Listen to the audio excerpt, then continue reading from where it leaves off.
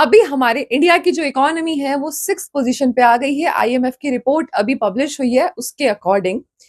तो ऐसा क्या हुआ कि इंडिया की इकोनॉमी 6th पोजीशन पे आ गई? ये तो पिछले 3 इयर्स से कंटिन्यूअसली 5th पोजीशन पे बनी हुई थी। अब यूके आगे आ गया है इंडिया से।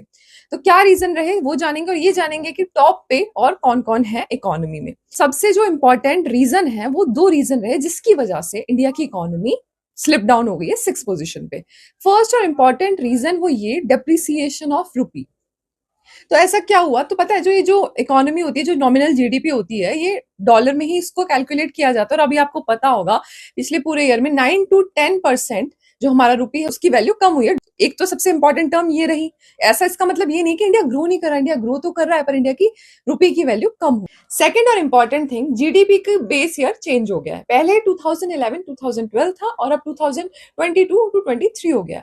तो इसमें भी इंप्रूवमेंट हुए हैं। पहले से जो कुछ इंप्रूवमेंट नहीं हो पा रहे थे वो भी चेंजेस हुए हैं। काफी सारे चेंजेस की वजह से थोड़ा सा आगे पीछे हो जाने का मतलब ये नहीं है कि इंडिया की ग्रोथ स्लो हो गई है।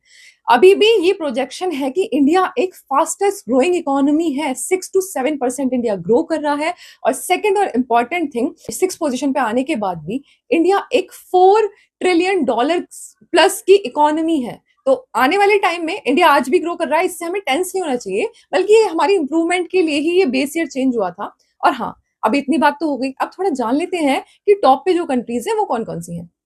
तो अगर मैं बात करूं, टॉप पे है वो है यूएसए, सेकंड है चाइना, थर्ड है जर्मनी, फोर्थ है जापान, और फिफ्थ तो आपको पता ही है कौन सा कंट्री है। जल्दी से कमेंट में बताइए।